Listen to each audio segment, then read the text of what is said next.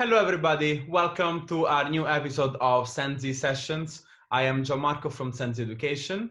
Hi everyone, I'm Rebecca Chang and Mr. Gary Gill. Hi Gary. Thank you. I'm loving this Mr. introduction still, it's great. I love it.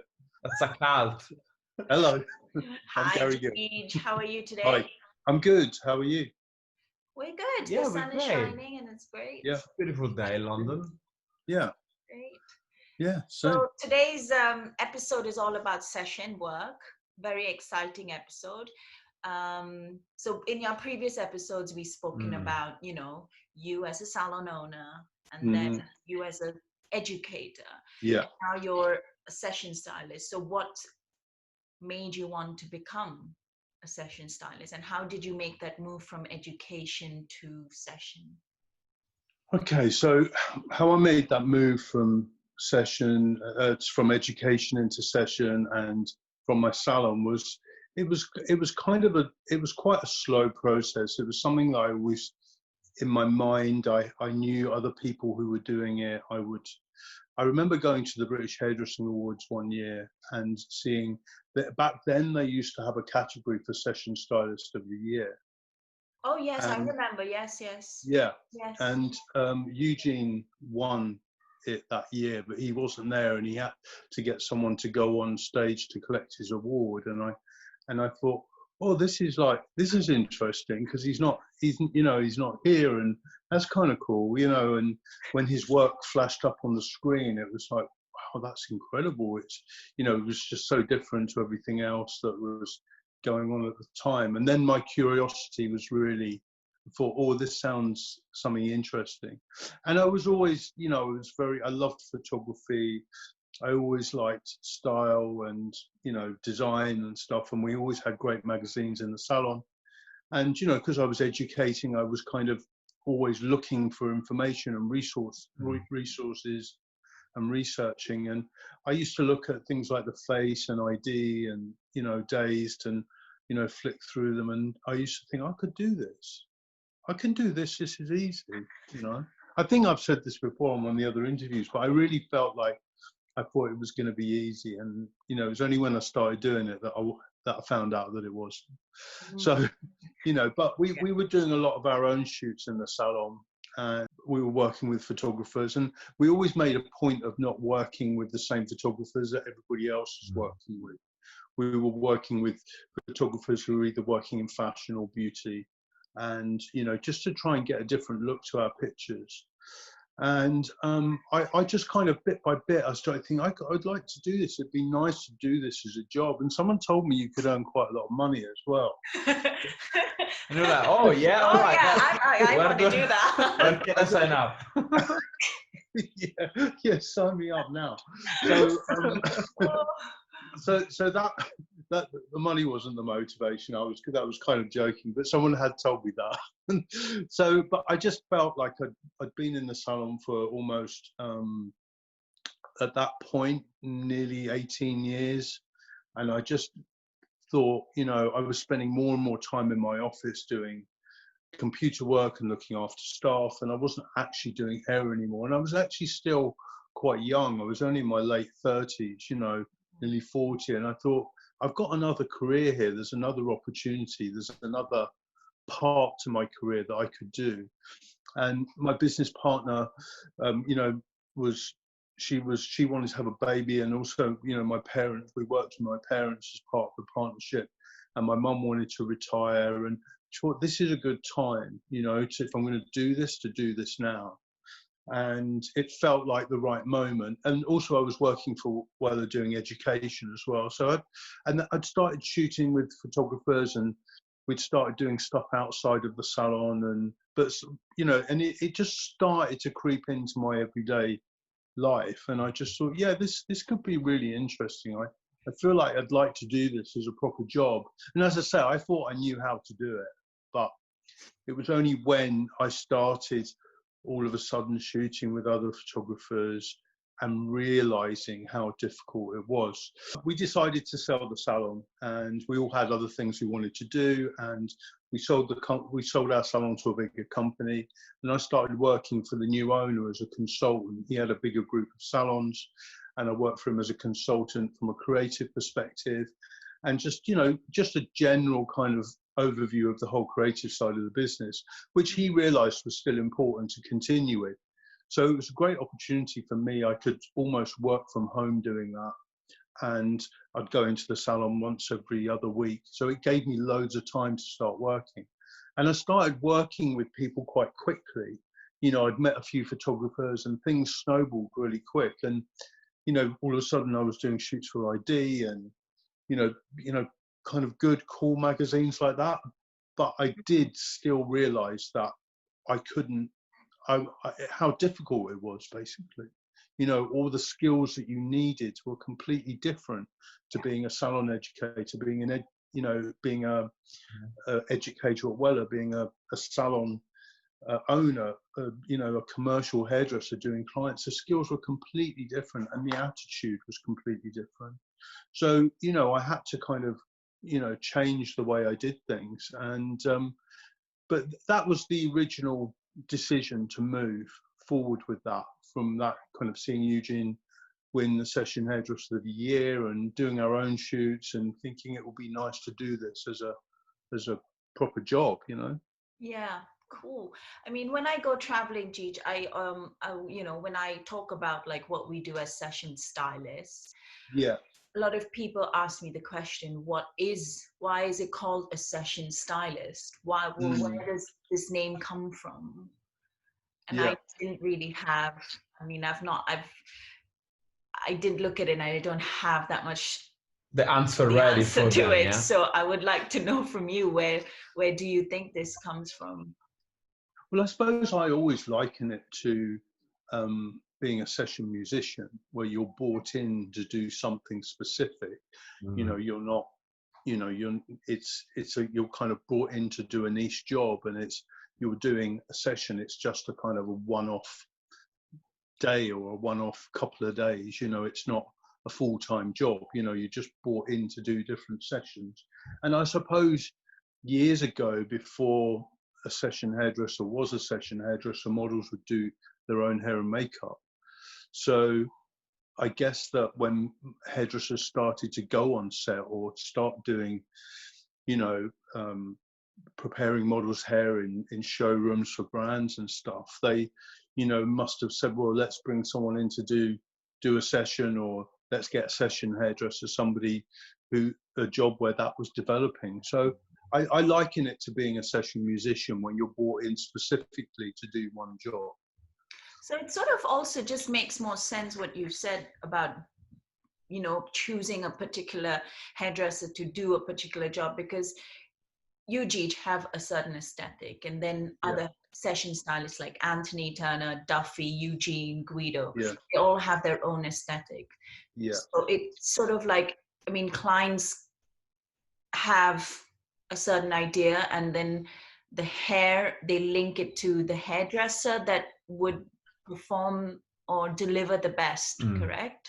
Yeah, absolutely.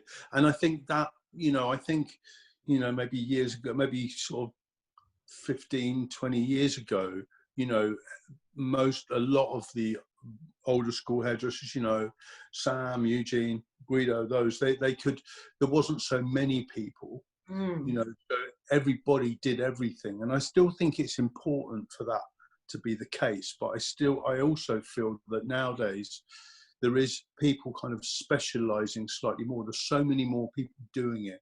You can afford to kind of have a style that you're bought in for. My style isn't necessarily suitable for everything.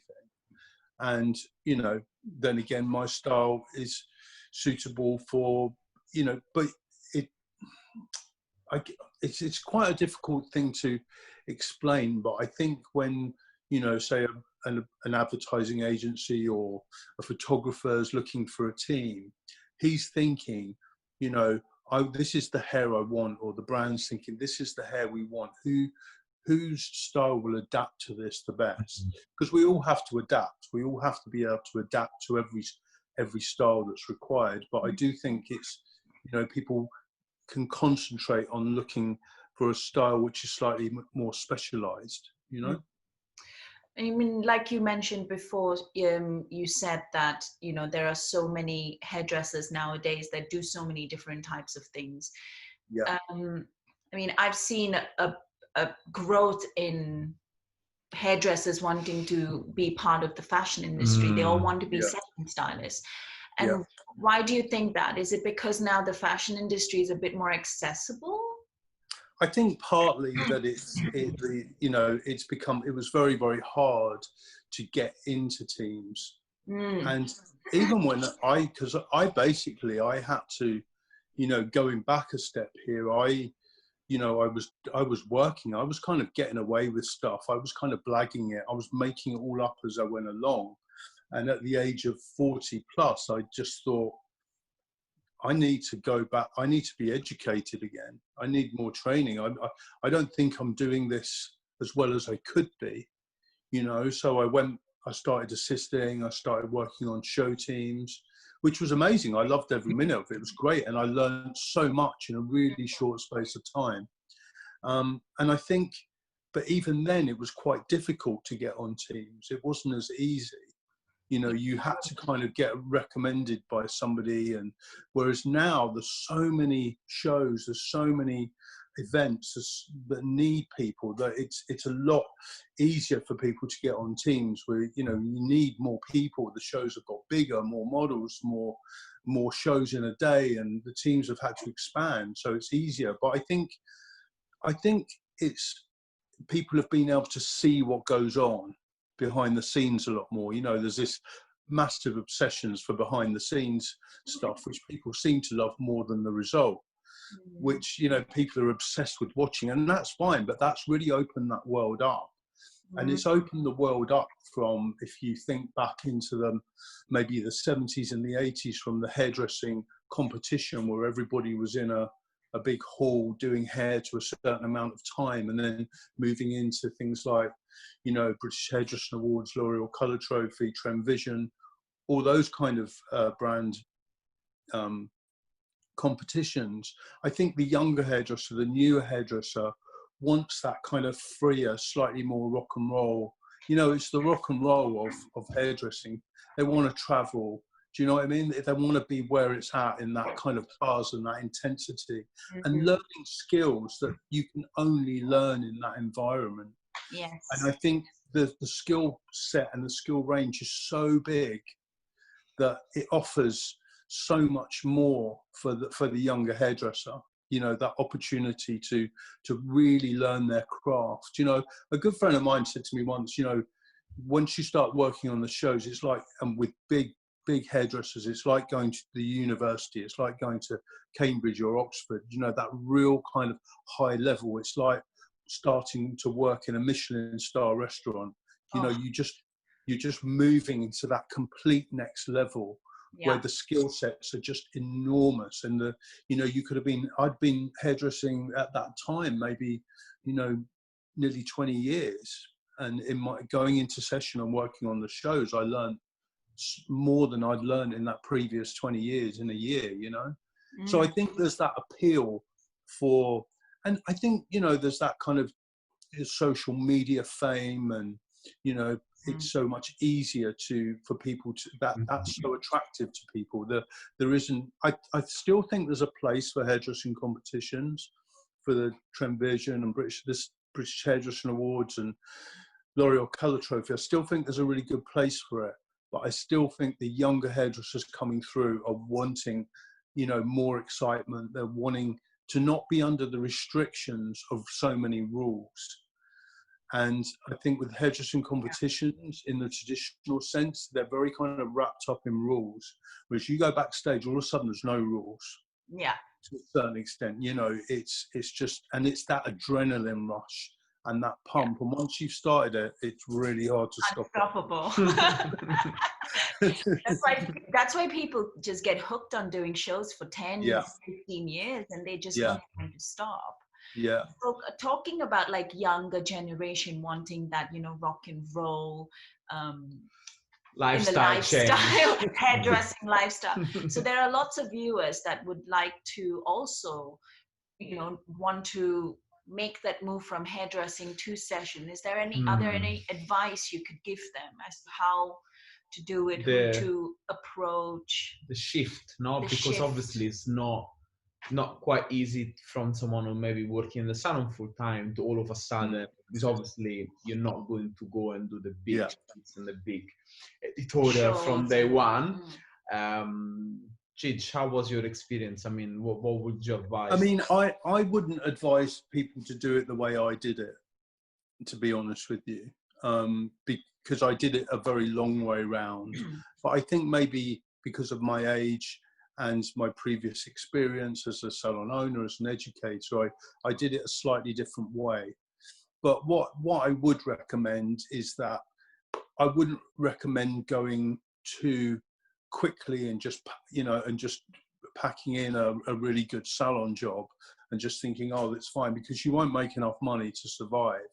I think it's got to be a very kind of slow process where you start to assist people, you know, make yourself available to agencies. And when you've got days off work or the weekends when sessions are happening, get involved in that. See if you like the environment, because it's not the environment for everybody.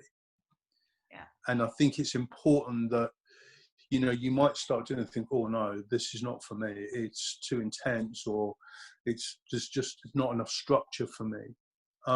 And then I think getting onto the shows is a real good kind of eye-opener of how things can be. And I just think it's a very, very, very slow process and then slowly cutting down your salon days if you can, you know, and eventually I think the best way to do it is to get a first or second assistant job to a hairdresser who's really busy. And then, you know, that's when you can start earning money and start also learning skills at very close quarters, not just skills in doing hair, but skills in terms of how to be on set and etiquette and all of those different areas. And so I think I would advise it to be a very slow process. I wouldn't advise anyone to start working in the salon. Try and see if you can combine the two things, you know, where you're 70% of the time in the salon, and then days off, weekends, you know, when the shows come around, you can always take holiday from the salon and go and work. Some salon owners are really happy to let staff to go and do those during showtime. So I would just try and mix the two, because having the kind of security of a salon job can make it a lot easier, because also you need money to travel. Definitely. You know, once you start, you know, going to the shows abroad and, you know, in Milan and Paris and stuff, then you've got to find accommodation, travel, you've got to feed yourself, you know, and then you've got to start doing 2 or 3 shows a day to try and make it pay. Yeah. It's an investment, isn't it? It is an investment. It's a serious investment if you really think that you want to go for it 100%, isn't it? Like, otherwise you can waste a lot. I mean, you can give in so much and then get disappointed with the things that you thought would not, you know, I didn't know it was going to be this hard. I'd definitely say it's a very slow process. Just transcend slowly from the salon into it and see if you like it, because I know loads of people who've tried it and this isn't for me. You know, so I that's what I would advise. And, you know, making yourself available to all the good agencies, and also, you know, understanding that you're not going to be going in, you know, doing loads of hair. You know, you're in there just to learn the feeling of it, how everything is, how things work, and slowly just be able to show what you can do. And also learning and making sure that you're really absorbing everything that there is on offer in terms of education. Yes. You know, you being a session stylist and the whole creative process of a photo shoot. Yeah. you know, a lot of people, like Being you on said set before, Yeah. you know, they assume that you go on a shoot and you just do the hair and that's it. There's so Yeah. much more behind before that. Yeah. And there's like preparation. So if Gigi could just explain what's the creative process behind a shoot, and also like a really crucial moment when, if you've done a hairstyle and it doesn't look good, or you know, you're not happy with it, how do you make that instant switch mindset from, okay, right, it's not working, let's change this? Because that's a very scary process. I mean, I've been through doing it on shoot, and it's so scary. So if you could shed some light here. Yeah, I mean, I think the creative process can take, you know, 2 or 3 different forms. If it's something I'm doing myself, if it's like my own shoot that I'm doing, you know, like I'm doing a beauty stroke hair story for a magazine, and, you know, I've been very involved with the process with the photographer in terms of casting, you know, makeup, set design, all of those different elements.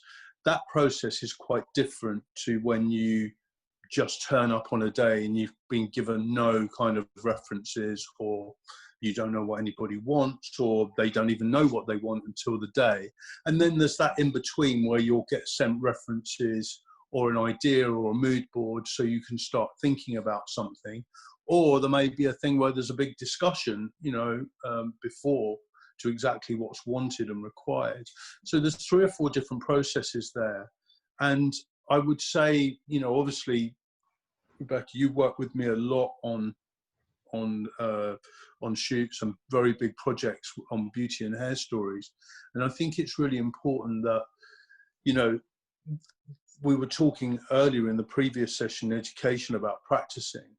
And I think it's so important. For me, I can only go into something when I have full confidence in my ability, and I have full confidence in my team's ability to do a good job.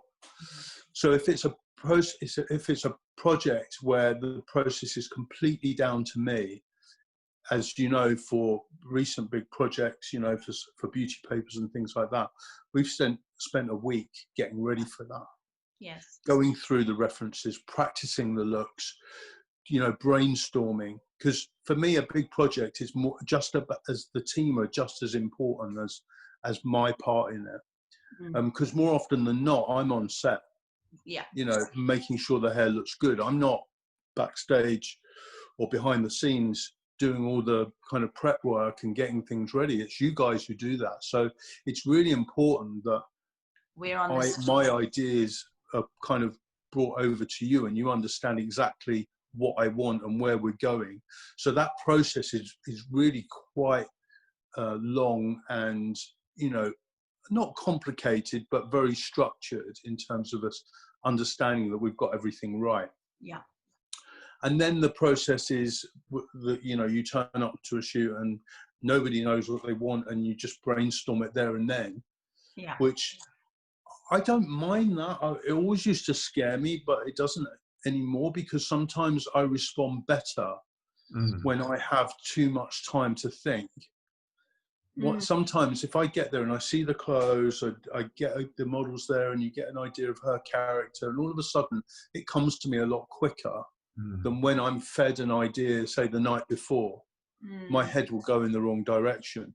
But if it has to be that, I will tend to put some references together of variations on a look that I think they want, so I can show people.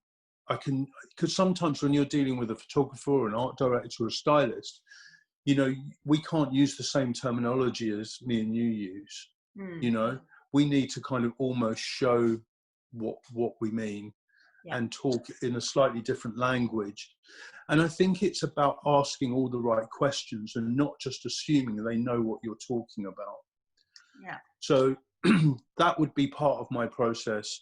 And if I was known I was going to turn up to a shoot where I'd been sent some ideas, and then, you know, as I said, the process where I just turn up and I don't know what I'm doing and I come up with something on the spot, I quite like that too. So there's kind of 3 or 4 different, you know, ideas there. But also sometimes you're given, say, a mood board maybe 2 or 3 days before, and what they, you know, what the brand want or the photographer wants is really not achievable. So I think how do you do that? I think it's always you know, under promising and over delivering, as opposed to just going, oh yeah, I can do that, it's fine. Yeah. And then turning up and thinking, oh God, I can't, it's not possible, it's not going to work, you know. So it's about, again, about explaining what is realistic to create in period of time, because also time is money. You know, years ago you used to get a prep day on set, you know, like almost like when photographers pre-light, they would have a pre-hair day, so you could do a couple of looks and see if it was right. But you can't, there's no time for that or money anymore. You have to hit the ground running. So, you know, it's really important that you say, oh yeah, I can do that, it will take me 10 minutes, when you know that it's going to take hours. And something that you've been given, you might say, look, I need 5 or 6 hours to do that. I can't do that in an hour or an hour and a half. So when that when in that instance, when you think that it is going to take longer than they envision it, you just, you know, be honest and tell it to them. And then is it, how does that work? Yeah, I think it's a case of explaining what you can do and finding out what the limits are. You know, if there's a hard wrap time of 6 o'clock, and you know you're going to take 6 hours to do the hair from 9 o'clock in the morning, and they need 20 shots, it's not going to happen. You know, I mean, we do have ways of speeding things up and having enough team to get things done quickly, but sometimes things are a real process. But also, I think when that happens, I tend to try to explain, to say, look, this will take a long time, but when it's done, and we can just kind of roll. Yeah. To kind of make them think, oh, not like, oh, is this going to be really slow all day long? You know, to say this will take a long time to complete it, but when it's completed, we can just keep going because it's kind of set in stone. So it's just about having the right language and just letting people know what they're in for. Communication is everything, isn't it? It's so important. And I think back to your second part of the question about what happens when you do finally take a model to set and it's not working. I mean, that's got to be the worst feeling ever. Worst feeling? Ooh. Because all of a sudden your mind's like, well, what am I going to do now? You're like sweating, it's red, you're like... And everyone can see it. Yeah. And I just think that goes back to that communication process in the beginning to avoid that happening. Yeah. You know, if I'm doing something which is, you know, a little bit kind of unknown or of a slightly different texture or something that's not quite obvious, I'll keep calling the photographer and the stylist in to have a look, and the art director say, what do you think? Where do you think we are now? Because we can move on from here and you're going to get this. But if we go here, we can't go back. So if we go on set and you're not into it, it's going to be very difficult to go back out of this. It's going to take a long time. So, you know, I kind of keeping them updated and keep showing them where we're at, just so they're finally getting an idea of the process and not waiting until we get on set. Not going, yeah, it'd be great, you're going to love it. And then you get out there and it might look great, but it might not just work. Yeah. All of a sudden, the light looks completely different. You know, through the lens, all of a sudden the whole thing looks completely different. And yes, it has happened, but I think that I do try to avoid that by communicating and showing little bits, bit by bit. Sometimes even getting the model out on set quickly, just having a quick picture of it so you know where you're at. I think it's also really important and your own responsibility to understand what they want. You know, I mean, it's just like, you know, your natural and my natural is completely different. Yeah. Isn't it? Yeah. Yeah. So it's just getting that mutual understanding of what does natural hair mean. Yeah. Yeah. Yeah. Because, you know, there's quite often people go, yeah, it looks great, just really natural like that. Yeah. But how that looks three-dimensionally in real life and how it looks on set under lights in front of a camera is two completely different things. So it's just knowing how far you can take something. And I always think it's better doing less, and then you can kind of pump it up quickly, as opposed to going like a big old thing and then you're like, it doesn't work, you know? So I just think it's really important, and just leaving yourself a little bit of space to move, not putting too much product in, you know, not kind of locking something down so much unless you're 100% sure that that's what the stylist or the photographer or a combination of everybody is seeing. Yeah. And this also it comes with experience, isn't it? Experience being on set, making a fool out of yourself a couple of times. As everything. Absolutely. Absolutely. You make so many mistakes until you get there, isn't it?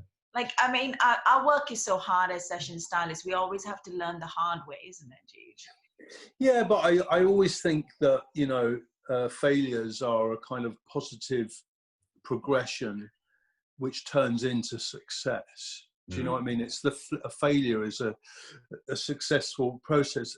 You know, that kind of evolution is part of failure. You know, you have to fail to become better and stronger, and also, you know, to grow a tough shell.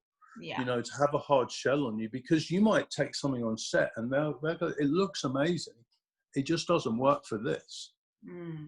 You know, and it's being able to accept that and being able to go back to the drawing board and start again with it. I think that's so important to at the beginning when I started session work. Somebody didn't like anything, I used to take it so personally, you know, and it used to really upset me and think, oh, why don't they like it? It looks amazing. But it's all about losing your ego and not making it all about you. You know, you've got to understand, you know, it's about understanding what other people are looking at, you know, what's in their head, their mind's eye, you know, and asking the right questions, as well as, you know, as well as the information you're getting. It's about asking the right questions. I think it's so important. And I've learned so much from that, from about constantly saying, is this what you meant? Is this the texture you like? Is this too high, or do you want to go a bit lower? So you're just giving yourself a little bit of space there to move. That's exactly what I've learned from you, Gij. When I'm assisting, when I'm, you know, helping with you, you're always asking questions. You're always just making sure that you're on the right page with the client. And that's what I've learned, you know, as an artist, you know, doing all my own shoots. I'm constantly like making sure that I'm asking the client, like, do you like this? Shall we, you know, that's what I've learned from being with you. So yeah, that's such an important quality to have as a session stylist. I'd say the communication level is just has to be. It's the key, absolute key.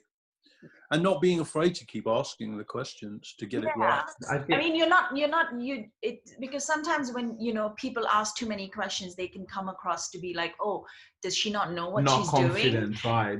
Why are they asking me all these questions? But I think you said it right. I think is, you know, understanding that, you know, your ego has to be moved on the way, and just, you know, just to totally open and have a very clear communication.